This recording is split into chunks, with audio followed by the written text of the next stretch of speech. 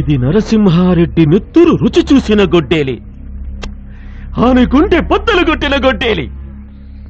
ఈ వీరరాఘవరెడ్డి మీద పడ్డ మచ్చను నెత్తుటితో కడిగిన గొడ్డేలి.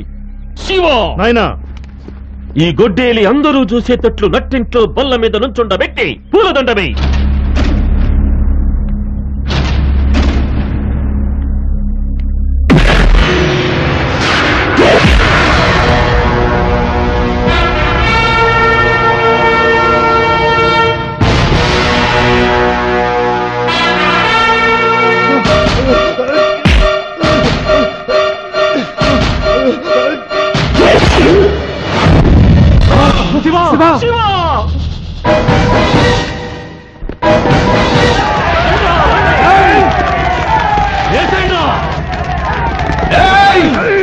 పిలవరా, పిలు.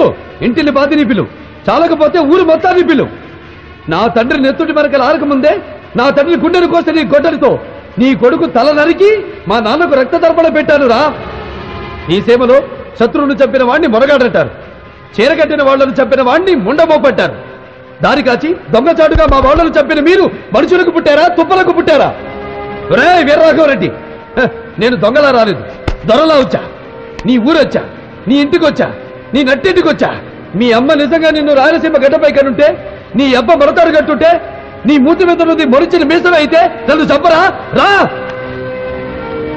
నా పేరులోనే సింహం ఉందిరా, దాన్ని రక్తపు జలుతో నిద్ర లేపారు. ఈ మీసంలో పగ తీర్చుకునే రోషం ఉంది, ఈ మీసంలో ఎదిరించిన వాడిని మట్టి గరిపించే రాజసం ఉంది. ఇక్కడే మీ అందరినీ తెగ నరక్కపోతే ఈ మీసం గొరిగించుకుంటాను రా.